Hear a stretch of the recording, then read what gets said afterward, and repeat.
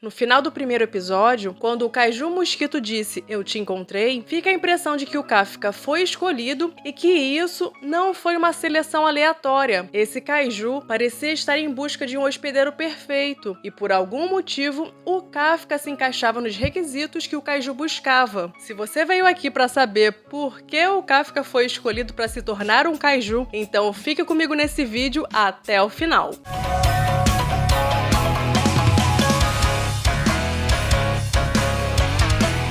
Olá, sejam bem-vindos! Eu sou a Renata e no vídeo de hoje eu vou responder a principal dúvida que eu recebi nos comentários dos meus vídeos anteriores sobre Kaiju número 8. Por que o Kafka foi escolhido para se tornar um Kaiju? Mas para responder essa pergunta, eu preciso entrar em alguns spoilers do mangá, ok? O primeiro ponto é que no início do vídeo eu afirmei que o Kafka foi escolhido por aquele Kaiju que parece um mosquito. E eu afirmei isso com base em quê? Vozes da minha cabeça?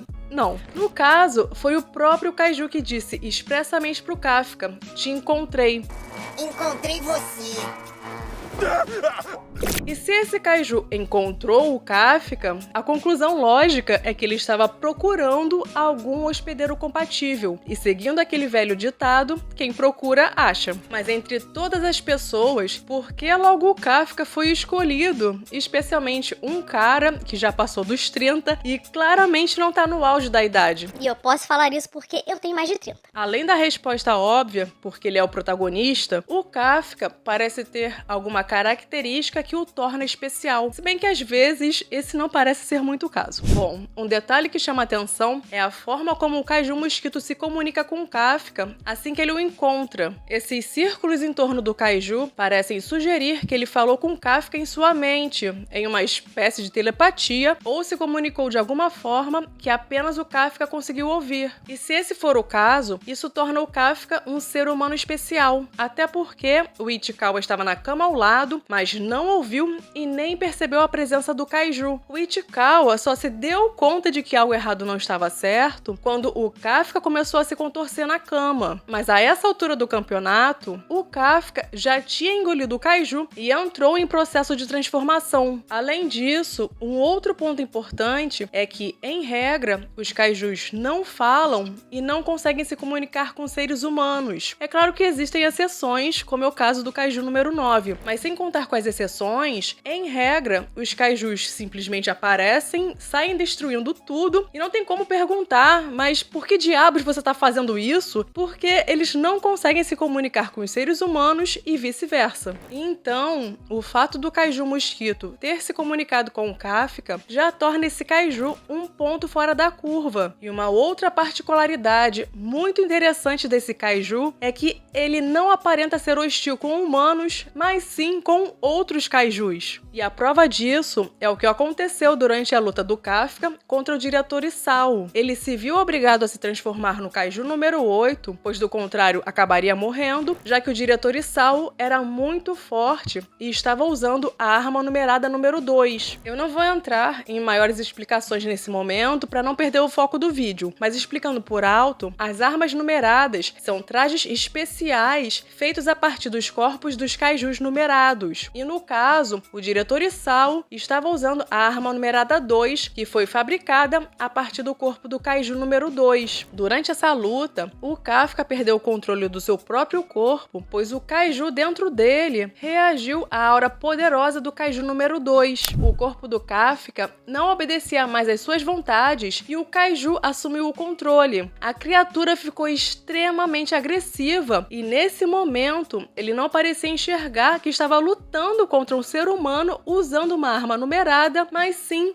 contra um Kaiju. Da forma como o Kaiju número 8 estava lutando, parecia que ele queria matar o Kaiju número 2 e não o diretor Isao. E quando o número 8 ficou repetindo internamente matar Kaiju, a conclusão que a gente pode chegar é que talvez o objetivo do Kaiju ao escolher e entrar no corpo do Kafka seja exterminar os outros Kaijus. Eu sei que isso pode soar meio estranho, mas se esse for o caso, ele não é o único Kaiju que que luta contra outros kaijus. O Baku, o tigre de estimação da mina, ele não é simplesmente, sei lá, um animal selvagem que fugiu do zoológico. Na verdade, o Baku também é um kaiju que não luta contra humanos, mas sim contra kaijus, e luta especialmente para ajudar e proteger a mina. E segundo o kaiju número 9, o Baku é um kaiju defeituoso, o que é algo raro. Eu não sei o que ele quis dizer com isso, mas a interpretação que eu tive é que talvez um kaiju defeituoso seja aquele que luta contra kaijus e não contra humanos. Por sua vez, o kaiju número 10 escolheu ser transformado em arma numerada para que pudesse continuar lutando, ainda que fosse contra outros kaijus. Mas voltando para o kaiju mosquito, certamente ele não adotou o critério de escolher o Kafka porque ele era forte ou algo do tipo, já que o seu amigo Ichikawa estava do lado e poderia ter sido escolhido, mas não foi. Porém, em contrapartida, o kaiju número 9 parece seguir a lógica mais óbvia de buscar absorver os membros mais fortes da força de defesa. Enfim, aparentemente, o kaiju mosquito não escolheu o Kafka porque ele era forte, mas sim o escolheu justamente por ele ser um cara fraco.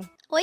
Como assim? E parece que o Kafka tem um poder de combate abaixo da média em comparação com os seres humanos normais, sobretudo se considerar os membros da Força de Defesa. Inclusive, o Kafka prestou o exame para ingresso na Força de Defesa inúmeras vezes e sempre foi reprovado. Então, aparentemente, antes mesmo de se fundir com aquele kaiju mosquito, o Kafka já era naturalmente fraco e foi justamente por isso que ele se tornou o hospedeiro ideal, assim como o Midoriya de Boku no Hero, que não tinha individualidade, e o Asta de Black Clover, que não tinha magia. Só é possível preencher por completo um recipiente quando ele tá vazio. E no caso, o kaiju mosquito é extremamente forte. Tanto é que o kaiju número 8 tem a fortitude de 9.8, o que o torna potencialmente o kaiju mais forte da história. Pelo menos desde o momento em que se tornou possível registrar o nível de força dos kaijus, o que é algo relativamente recente, o kaiju mais forte registrado até agora é o kaiju número 8. Além disso, o kaiju mosquito não foi o único kaiju que escolheu um hospedeiro por vontade própria. Mas antes de entrarmos nesse assunto, se você está curtindo o vídeo, eu te peço para clicar no like e se inscrever no canal, caso ainda não seja inscrito. E vale a pena ativar as notificações, porque assim você será avisado quando sair o próximo vídeo de kaiju número 8. Depois que o Hoshina derrotou o kaiju número 10, ele foi contido para pesquisa e extração de informações sobre o plano do kaiju número 9. Mas como o número 10 também tinha inteligência, em troca de fornecer as informações, ele pediu para ser transformado em uma arma numerada, desde que o Hoshina fosse o usuário dessa arma. Com isso, esse kaiju se tornou a arma numerada 10, e o grande detalhe é que ele é a primeira arma numerada da história com consciência. E por conta disso, foi bem complicado para o Hoshina fazer uso dessa arma, já que o número 10 queria assumir o comando e fazer o que bem entendesse, indo contra a vontade do Hoshina a cada momento. Isso acaba rendendo umas cenas bem engraçadas, mas é algo extremamente perigoso para o Hoshina. De qualquer forma, desbloquear 100% do poder de um kaiju vivo é algo que está em um outro nível. Portanto, apenas alguém sem poder de combate poderia maximizar completamente a habilidade de um kaiju, o que fez do Kafka o hospedeiro perfeito. Mas talvez esse não seja o único motivo pelo qual o Kafka foi escolhido. Isso também pode ter relação com a sua constante exposição às células de kaiju por muitos anos, enquanto trabalhava como gari na empresa de limpeza, o que, por si só, já é um trabalho insalubre. Mas talvez a situação mais agravante fosse quando o Kafka era obrigado a dissecar as áreas mais tóxicas do corpo do kaiju. E é possível que isso acontecesse com uma certa frequência, já que, além dele ser bom fazendo isso, ele aguentava fazer a limpeza de áreas que os outros trabalhadores não suportavam limpar, como o intestino, por exemplo, né? Então o Kafka esteve exposto constantemente ao sangue e outros fluidos de kaiju, e a sua exposição pode ter sido excessiva, já que trabalhou muitos anos como gari e era especialmente bom na limpeza dos dejetos, ou seja, do cocô que fica no intestino do kaiju. Então, assim como a Kikoru sentiu o cheiro de kaiju no Kafka quando o conheceu, de forma semelhante, o kaiju mosquito pode ter se sentido atraído pelo cheiro ou pelos fluidos corporais do Kafka e acabou o escolhendo por sentir cheiro de kaiju no Kafka. Uma outra teoria que eu acho bastante interessante é a que defende que o kaiju que entrou no Kafka pode ter possuído um dos seus ancestrais há muito tempo atrás, já que o Kafka viu uma espécie de fantasma de um samurai quando estava treinando no templo com Hoshina. No capítulo 79, é dito que os usuários das armas numeradas podem ter visões dos usuários anteriores do traje. Além disso, é possível que um usuário de uma arma numerada veja e até mesmo sinta a presença do kaiju identificado enquanto usa o traje.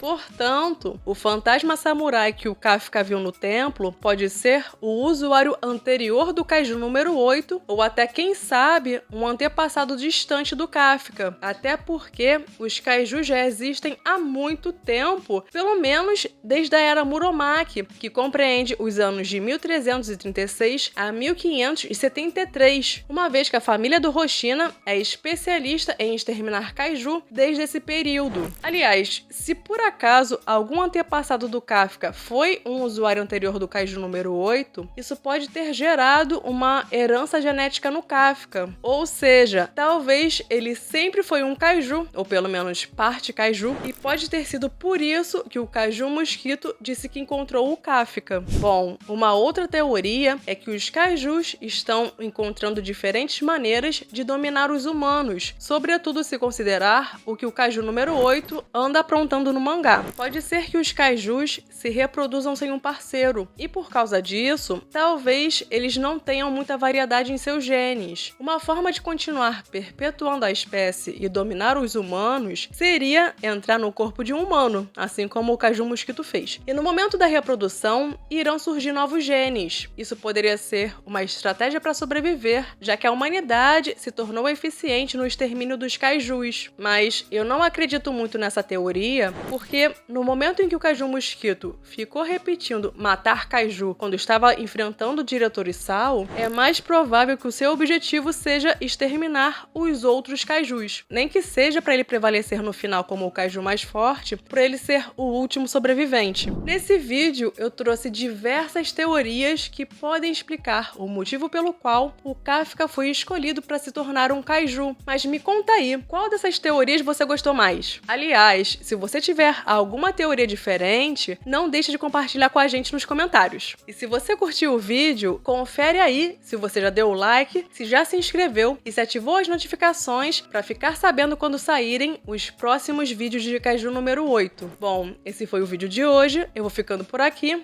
Até breve!